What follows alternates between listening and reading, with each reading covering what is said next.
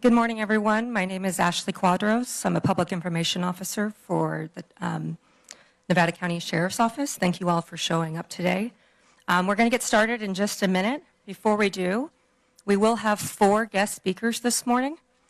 We understand you may have several questions, but we kindly ask that you wait for all guest speakers to share an update before we begin the Q&A session. Our first guest speaker will be Sheriff Shannon Moon with the Nevada County Sheriff's Office. Shannon spelled with 2 A's. Our second guest speaker will be Sheriff Wayne Wu, Placer County Sheriff's Office. We also have Cal OES Law Branch Chief Don O'Keefe present, as well as Chris Fotia from Tahoe Forest as well. I'll ask them, each speaker, if you could spell your last name before you give your statement. And with that, we'll start with Sheriff Shannon Moon.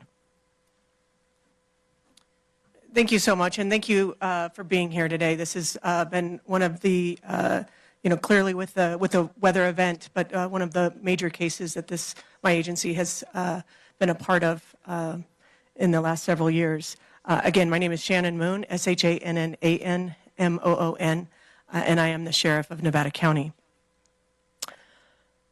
It's important to know this is an ongoing incident, and some facts do change.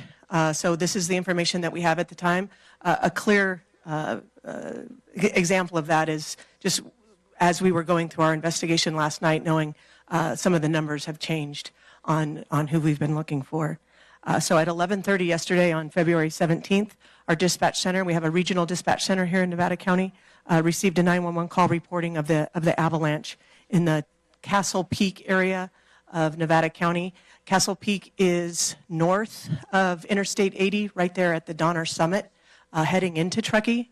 It's a very remote, rugged area on the north side of the highway there. It is not a groomed area or a ski resort area. This is a backcountry area, rugged terrain, where we have a lot of recreationists in the summer hiking, and in the winter, clearly the over snow skiing and such. It's very close to the Pacific Crest Trail, and it is in the Tahoe National Forest. It was initially reported that 16 individuals were on a guided trip by Blackbird Mountain Guides out of Truckee. There were 4 guides and initially reported as 12 guests. This information was later updated after we got on scene. We were working with Blackbird Mountain Guides the entire time. They provided us with their manifest for their trip. Initially, that trip had 12 clients signed up for that trip. Once we got on scene, we were told and confirmed that only 11 went on that trip. One person, last minute, decided to back out of that trip. So this was a part of a 3-day trip from Blackbird Mountain Guides to the Frog Lake Huts, which is right in that area of Castle Peak. They have been, and yesterday was their 3rd day that they were returning, coming out of the backcountry, coming back to the trailhead when the avalanche occurred. The Sheriff's Office, along with Truckee Fire, immediately started coordinating a response to get into the area, and we requested mutual aid from both our friends to the east, the Placer County Sheriff's Office, and the Tahoe Nordic Search and Rescue Team. We also requested assistance from our friends farther to the east in the state of Nevada, the Washoe County Sheriff's Office and the Washoe County Search and Rescue Team.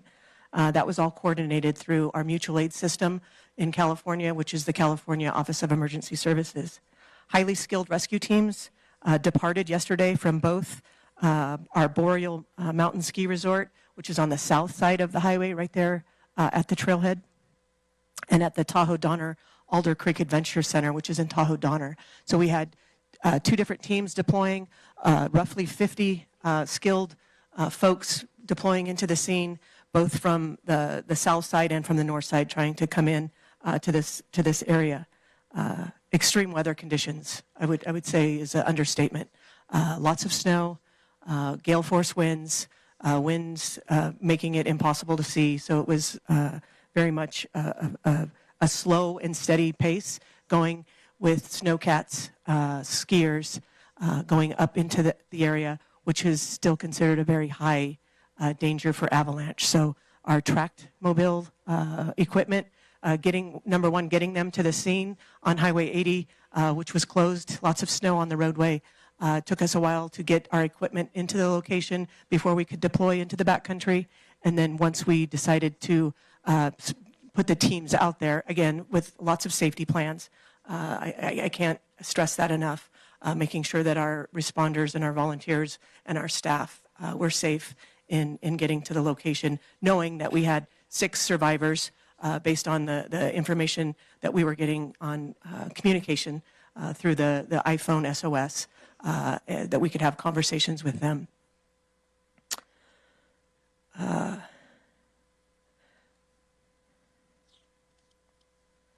Once we arrived at the location, it was just after 5:30 p.m. last night when we had a snowcat that was able to get to about 2 miles before they got to the scene.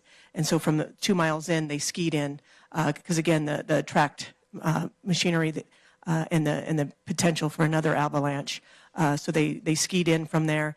They were able to locate the 6 survivors. They were sheltered. They had some equipment with them trying to not only stay warm, but they had medical issues as well.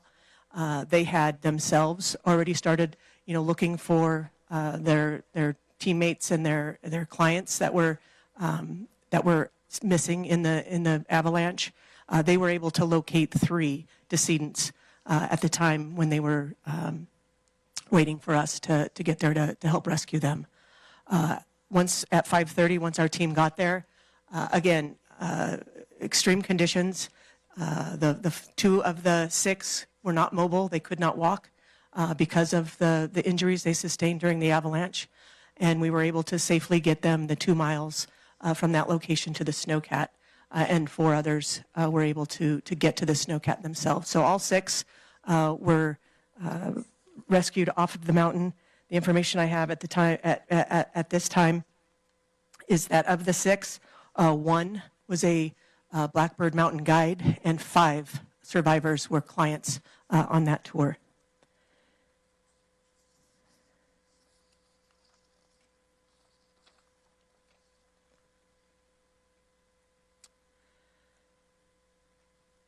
Of the folks that are missing, so again, a total of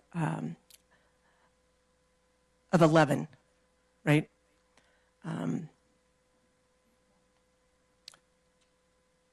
9 women and 6 men total. Of the 15 that were on this guided trip, they were 9 women and 6 men.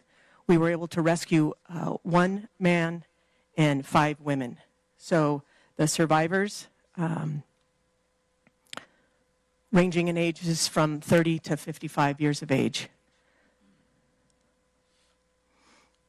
8 of the 9 additional skiers have been located deceased. We are still looking for 1 of the members at this time. Due to the ongoing challenges of the weather, the avalanche conditions, the effort remains ongoing, as well as our search for the remaining skier. But the weather is a factor. It's not a resource issue as we speak. It is a weather condition and safety condition for our response teams. Of the 2 that were injured, 1 individual was stabilized last night and released. 1 is still being treated at the hospital. I've been told both subjects are non-life-threatening injuries, so that's good to know. The guide company has been very cooperative, providing us the individual information from their trip. They also had members arrive at our location when we deployed into the field, and they responded with us. They wanted to do everything that they could to assist. The cause of death clearly will not be able to be confirmed. One, we still have to get to the decedents. We still have to be able to identify those decedents, and then we will determine through contract with Placer County. We contract with them for all of our pathology. That should take some time to determine mechanism of injury and truly the cause of death for these individuals. The avalanche yesterday was about 1 mile away from a different avalanche that occurred at the beginning of January in that same Castle Peak area. Please understand that this incident remains ongoing. Our focus remains on recovering, but the snow and the unsure conditions are creating an issue to making sure that we can safely do that.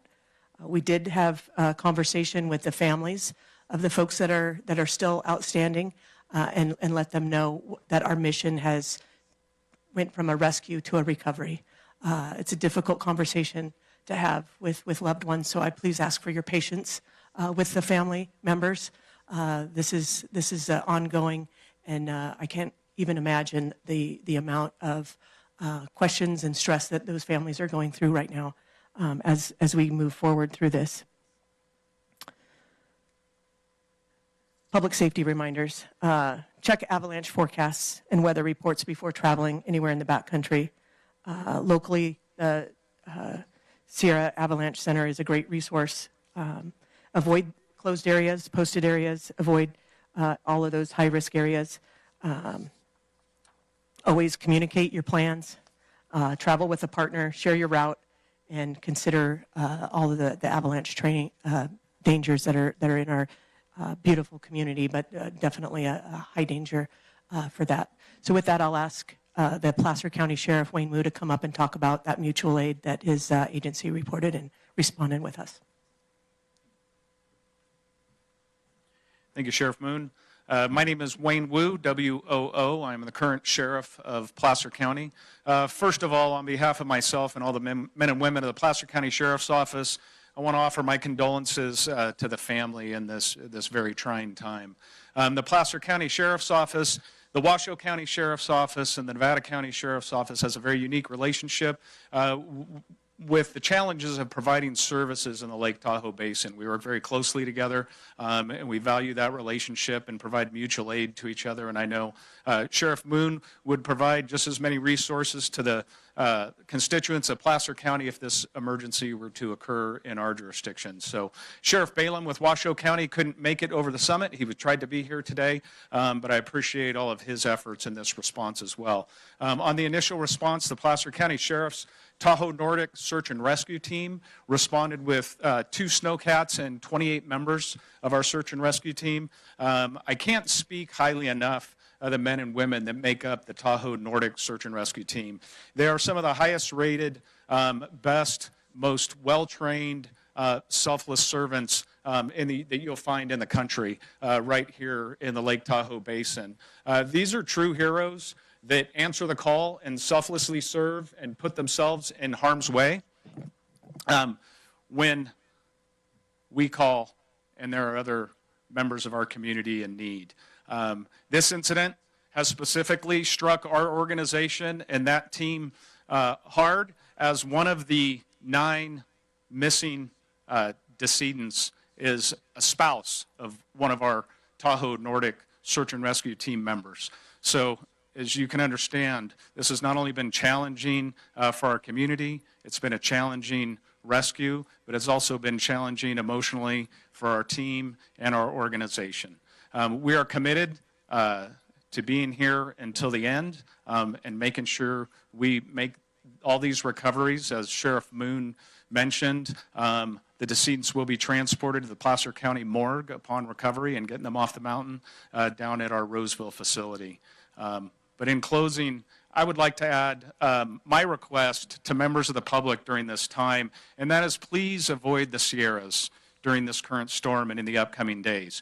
Avoid mountain travel. It's treacherous. Avoid the backcountry. Please allow us to focus all of our resources on continuing to recover these bodies for the family and bring them home. Just yesterday, while we were responding to this incident, we got pulled off and had to pull resources for other rescues and overdue skiers. So please, over the next couple of days until this incident comes to a conclusion, please avoid the Sierras. And with that, I will introduce California Office of Emergency Services Chief Don O'Keefe. Thank you. Thank you, Sheriff. My name is Don O'Keefe, and it's spelled O''K''E''E''F''E'. I am the Chief of Law Enforcement for the Governor's Office of Emergency Services, also serve as a statewide law enforcement mutual aid coordinator. First of all, on behalf of Governor Newsom and Director Tina Curry, I just want to offer our condolences as well to the families. I do want to, before I talk a little bit about the outside mutual aid, I want to echo what Sheriff Wu was talking about, the incredible search and rescue people that do this on a daily basis. The vast majority of these individuals are volunteers.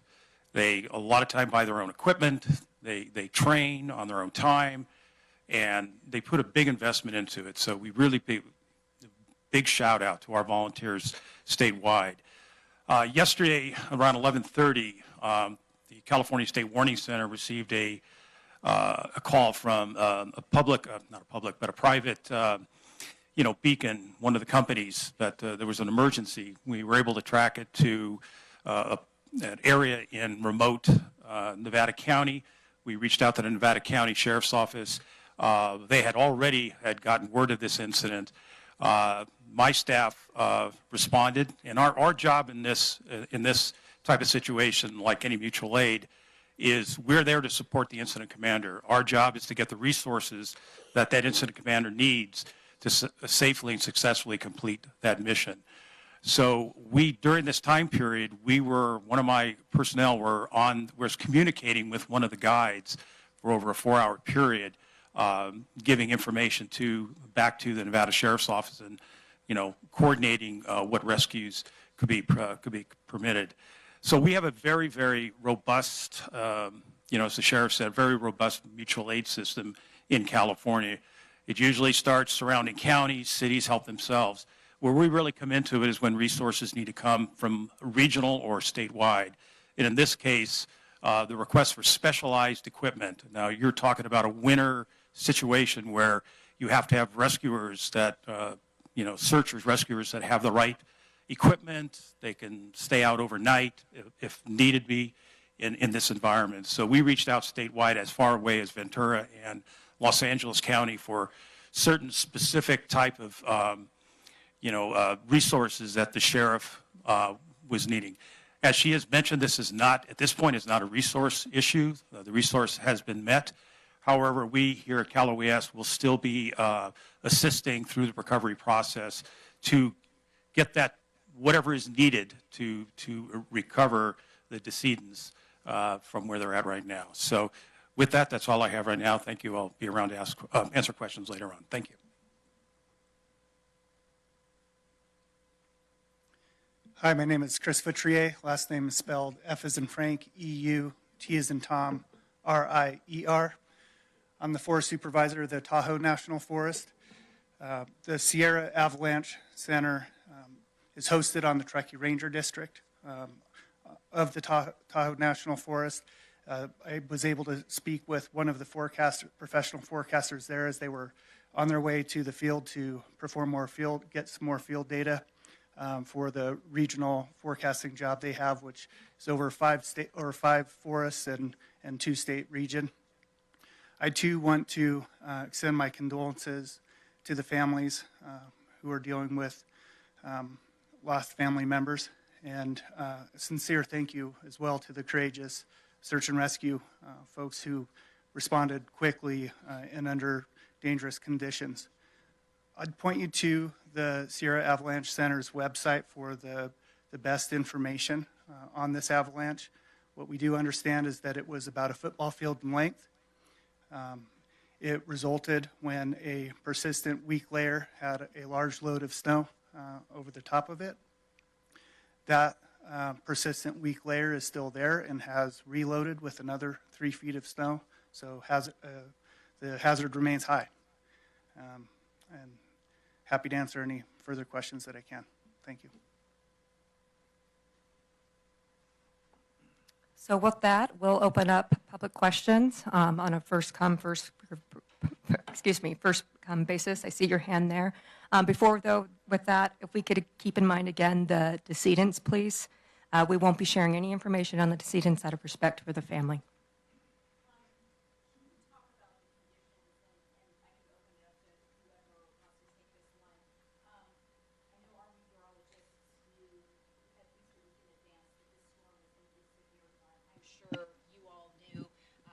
resources mobilized. I'm sure that, everyone from Caltrans to CHP had realized that this was going to be a major storm system. In situations like this, is there a cautionary message that you would like to convey to the community, knowing that a storm like this was coming in and that the avalanche danger was going to be high? Going forward, how can we prevent disasters like this from happening? Yeah, thank you for the question. Yeah, lots of forecast on this storm. Those are the decisions that the guide company clearly had made. We're still in conversation with them on the decision factors that they made, but definitely a heed for everyone. The backcountry it's beautiful. There's not a lot of people out there, and that's where a lot of people like to recreate. I myself like to recreate in that area. But Mother Nature does not seem to it doesn't seem to matter, right? No matter how prepared you are, no matter how experienced you are.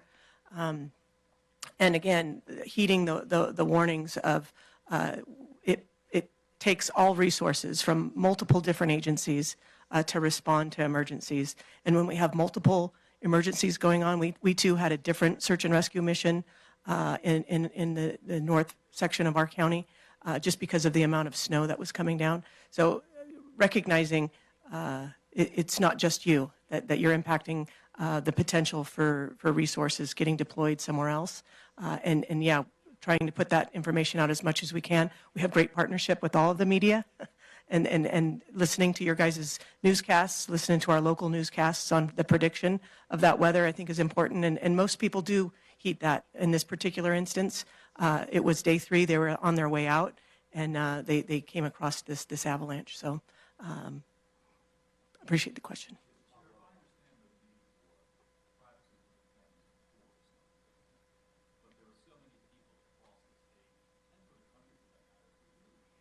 Giving their condolences. My question is, can you give us even just whether they, but anything with their hometown and their state, perhaps? Yeah, multiple different states, definitely. And again, we did have a conference call with all members this morning, and we assured them that we would not be putting names out. They're still reeling, quite considerable, and I could not imagine what they're going through. So as soon as we can get that information out, we will. And the first people that are going to hear this information clearly is the families that are affected. Again, this affects not only our communities, but other communities. We understand that, and we appreciate the media's assistance with us in getting that message out. Original question. I know that you said you're speaking.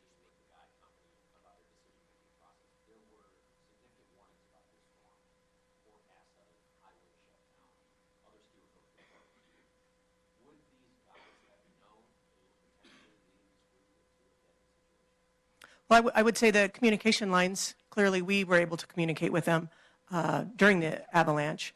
What kind of communication lines they had as they were out on their 3-day tour trip, I can't speak to that. Those are all questions that we're asking, and appreciate the patience while we get through this and investigate the totality. Not just so that we know, but so these families know. I think that's the core piece of my mind is wanting to be able to provide answers to the families that were affected, the guide members that were present, and the clients that paid for this trip. Thank you.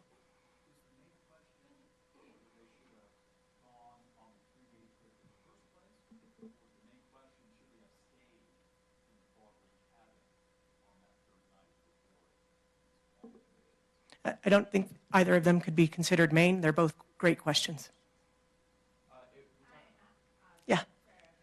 Can you give us some more information on the rescue itself? How far away from the group that were found compared to those who's now deceased, and were they carried down, far down the mountain?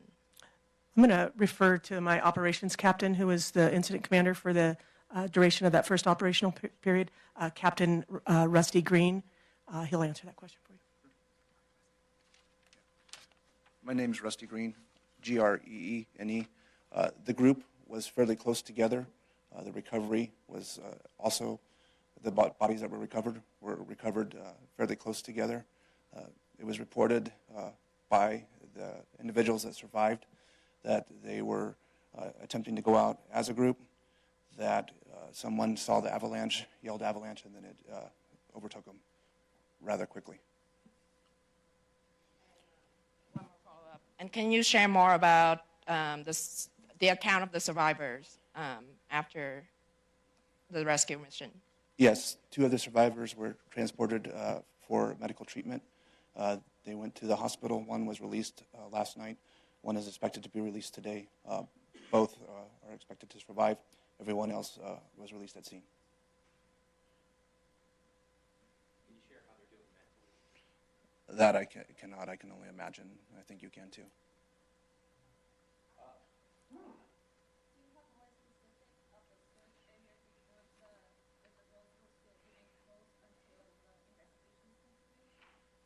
There's no actual roadway into the search area. It's accessed via a snowcat, a snowmobile, or cross-country skis. The interstate obviously will open, and that's the staging areas, and then we go from there. Question for Chris. Knowing the topography, the landscape, the exact location of things, can you describe exactly where that football field size avalanche field is located, say, in proximity to Castle Peak proper and then the Frog Lake cabins? And are you able to kind of pinpoint it, or has that not been officially mapped and triangulated at this moment? Chris, I also have a follow-up question for you. I know that you had mentioned with the football field avalanche, and then essentially it's been reloaded with snow. Obviously, this is a really complicated procedure to get the bodies recovered from the scene. Is there fear that there could be another avalanche that might rebury those bodies and they could potentially be lost for some time? I'm going to invite the first responders to answer that. Yes, that's a consideration, but we also have to take into consideration the longer that we continue to have people out there and exposed, the higher chance we put our rescuers in danger. So is it a consideration? Yes, but it's just one of the factors weighing in our decision.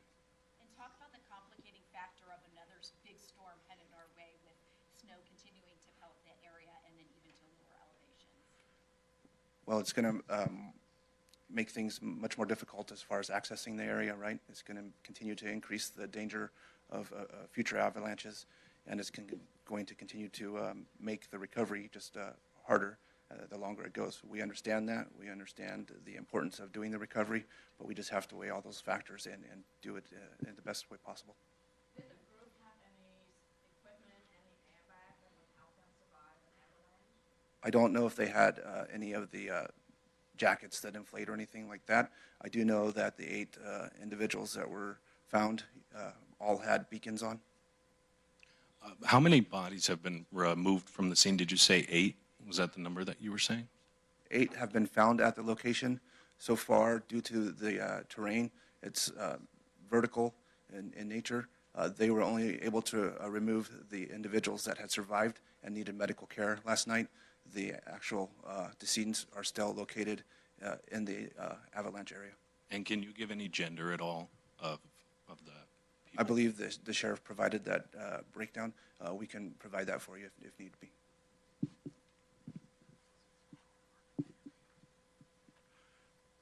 Where the decedents are placed, we did our best to put them in an area that we can recover. We have put avalanche poles there.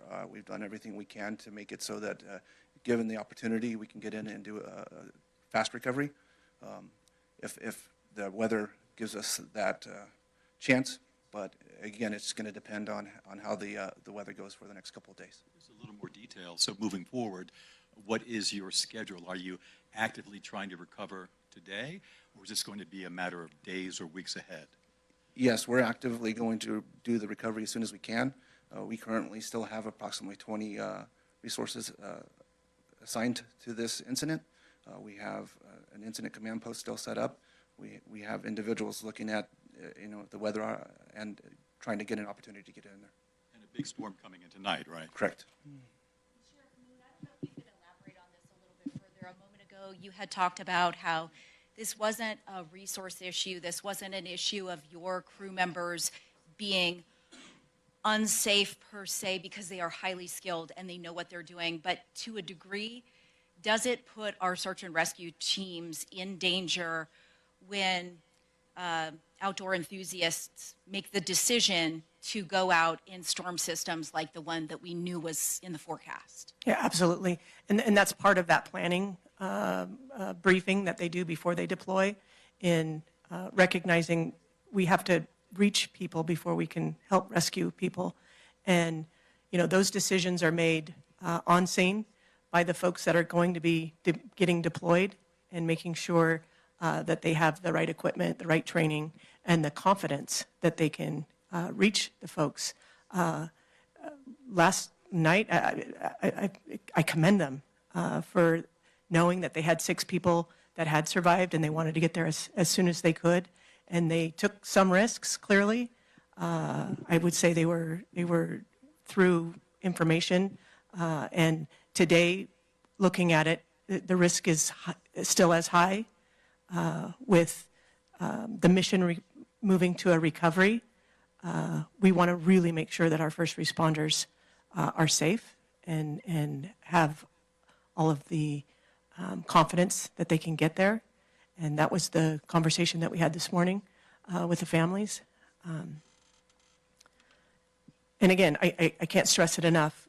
The search and rescue volunteers, they sign up for this. They are not compensated.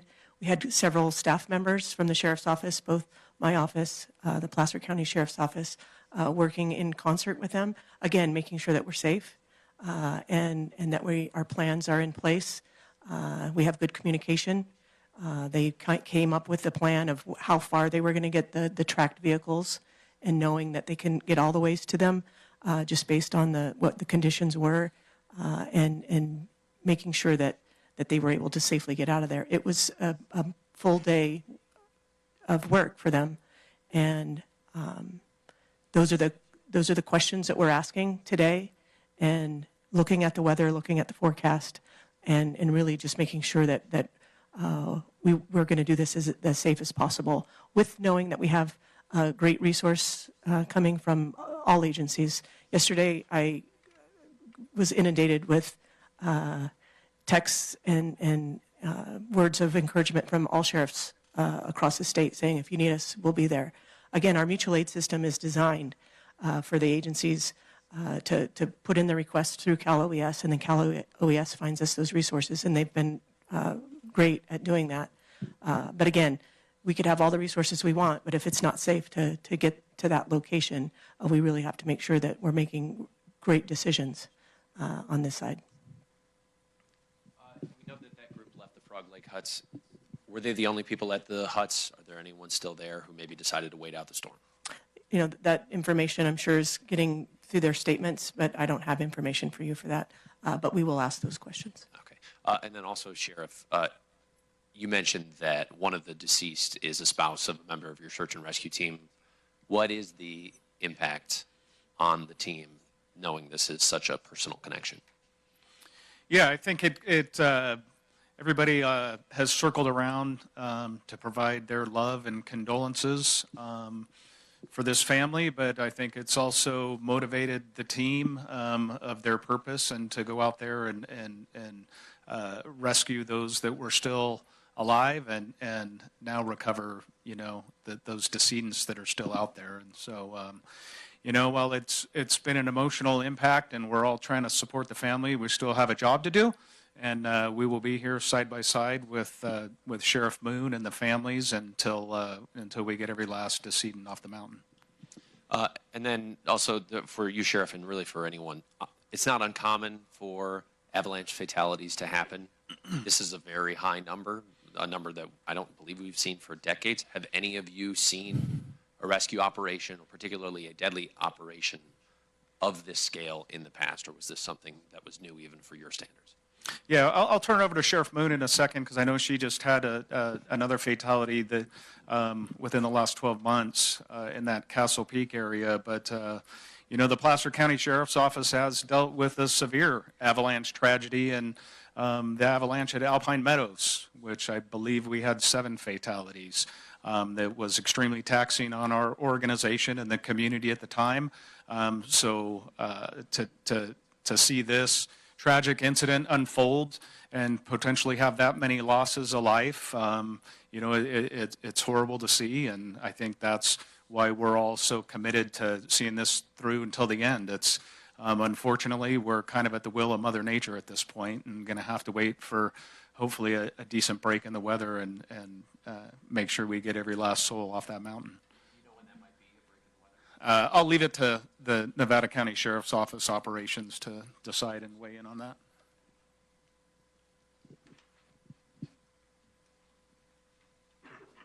Yeah, and looking at the data, of the 9 folks that are still on the mountain, 7 are female and 2 are men. And Sheriff Moon, I want to make sure we get the timeline of when you mentioned all of these discoveries were made. I believe you said that around 5:30 p.m., your search and rescue teams who had gone in and then on the Snowcat skied in 2 miles, made contact with the 6 survivors, and the 6 survivors led them to the 8 decedents that you knew about, or 3 decedents at the time? At that time, they had located 3 decedents themselves while they were waiting for their rescue. Our search and rescue team, once they arrived, were able to locate the rest. Okay, and then I know, with much respect to your office, last night you all issued a statement about the efforts at about 10:40 p.m. At that time, it was still a search mission for people who were presumed to be alive.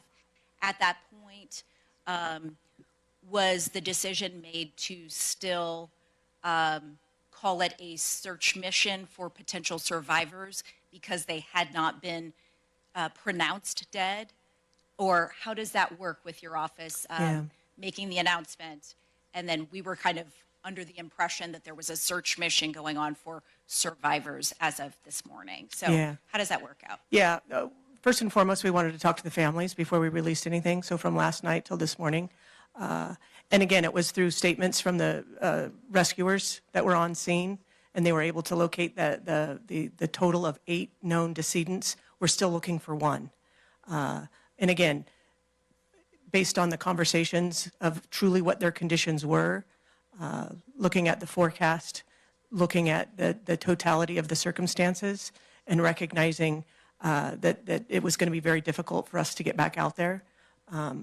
And again, the information comes in. We try to confirm and assure that we have the best information. But this morning, we really wanted to be able to have a conversation with the families before making any announcements. Sheriff Moon, 7 are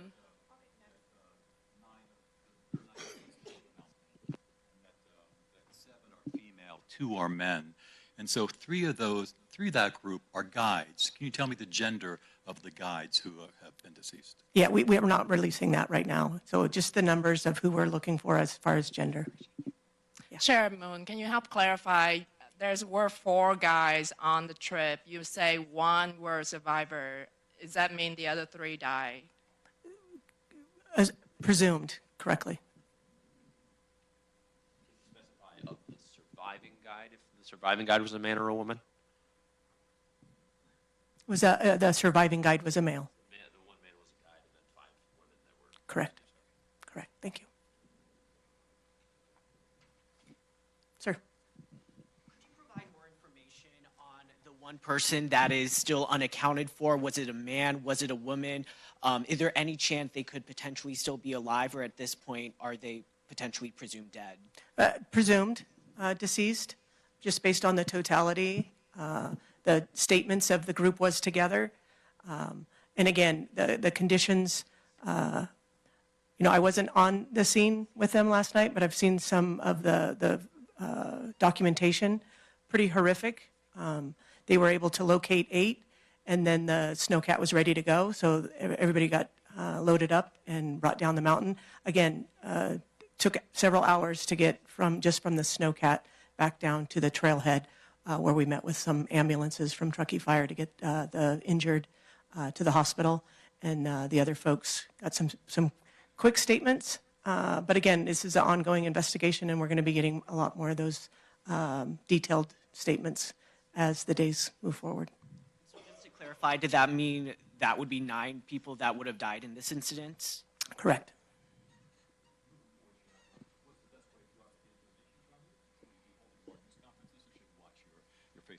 Yeah, we don't have any more press conferences scheduled. We would have put that out. But our public information officer is Ashley Quadros. She's the one that started our conference today.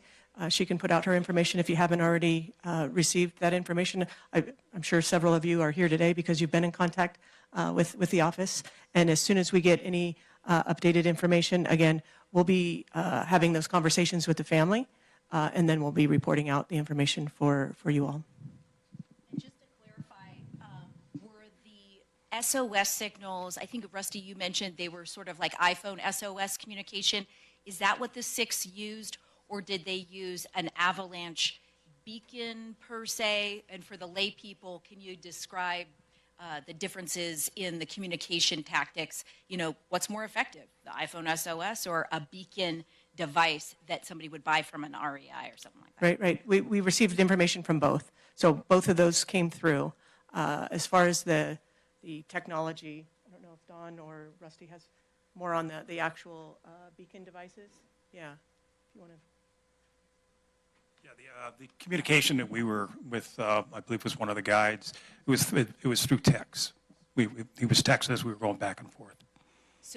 So it is safe to say for people who do this kind of outdoors recreating that sometimes the technology can be as good as just using your iPhone and texting back and forth, or would you recommend that anybody who does chance going out in the backcountry? I really am not in a position to recommend anything on it, but I think, these devices are very readily available, and, I think if you're going to be in the backcountry, it'd probably be wise to have one of those.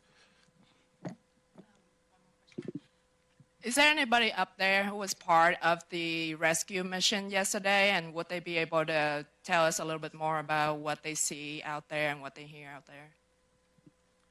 Yeah, based on the conditions at the scene up there, there is no rescuers or first responders in the area. They all came off the mountain late last night with the 6 that we rescued. Oh, I mean up there, right here in the press conference. Gotcha. No, these were all incident commanders from our location here. A lot of the incident commanders that were there last night went back up today so that they could be there. Again, looking at the conditions, looking at the forecast, looking at how much snow did come down, talking with the Avalanche, Sierra Avalanche Center to see truly it still is a very high, they list it as a very high danger. And making those decisions going forward is going to be based off of safety to the responders. Is there a command post that will be set up going forward until the remaining 9 people are recovered? Yeah, we started last night at the Boreal Ski Resort parking lot. I believe we've moved to the Truckee substation. Yeah, our Truckee substation is right on Donner Pass Road, where we have the sheriff's office station. So it's in downtown Truckee. Not about the actual investigation. I know you directed us to the Sierra Avalanche Center. This was listed on the destructive force scale as a D2.5. I know a D2 is it could bury and kill a person. D3 could bury, destroy a house. What does a 2.5 mean exactly? Would you be able to answer that? So it's in between the two, effectively. It can cause loss of life. But it's not as big as a 3. Sorry, don't have any more information. Is it significantly powerful? Is it unusual? Or could you give us some broader context of how frequently we see an avalanche of this power? Unfortunately, while the Avalanche Center is hosted, I'm not an avalanche expert myself, so I'd be guessing. Thanks. So we'll just take 1 or 2 more questions. And also, just to clarify, as we've talked about all the individuals involved in that, since there's been a lot of back and forth on guests versus guides, I just want to clarify the people genders again just one more time to mitigate any confusion. So we had 15 people total, 9 women and 6 men. Our survivors are 4 men and 2 women. And our at-large presumed deceased are 7 women and 2 men. And again, with that, we'll take 1 to 2 more questions.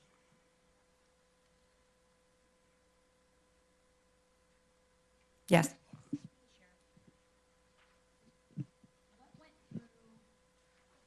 What went through your mind when you realized the totality of this tragedy? You know, definitely thinking of the folks that were out there. You know, the 6 that we had contact with, wanting to do everything we could in our power to get to them. Also weighing in, making sure that our staff and our volunteers that, again, I've been a search and rescue coordinator through my career here at the Sheriff's Office. Incredible group of men and women that respond day and night to calls that we request them because of their expertise and their training and their commitment. They're folks that like to recreate, and to know that we have that resource. Also, in talking with our staff, making sure that we were safe last night. Horrific conditions, just whiteout conditions. It's a known area where we have a lot of missions, search and rescue missions, that Castle Peak, Peter Grubb Hut, Frog Lake Hut area. So we train in that area. So they knew the terrain. That doesn't make it easier for them when the snow conditions and the wind conditions. So what was going through my mind is hopefully they can get there to the 6 that were sheltering in place. So getting the call that they had made it, and then they made it safely off the mountain, but immediately thinking of the folks that didn't make it, and knowing our mission now is to get them home, and making sure that we're doing it safely, and in constant conversation with those families. Thank you. How low the temperature dropped last night?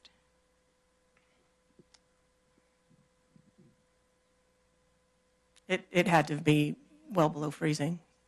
You know, clearly it was snowing most of the night up there. So in the high 20s, low 30s. Cold conditions. Really appreciate it. All right, that will conclude our news conference for today. We will continue to keep everyone updated as we continue to, our search and rescue crew continues to help get all those folks off the mountain safely and back to their loved ones. The best way to follow us is to stay with our Facebook page. I know several of you are also on our media list, but Facebook, we will post all updates as they're available. Thank you all for coming.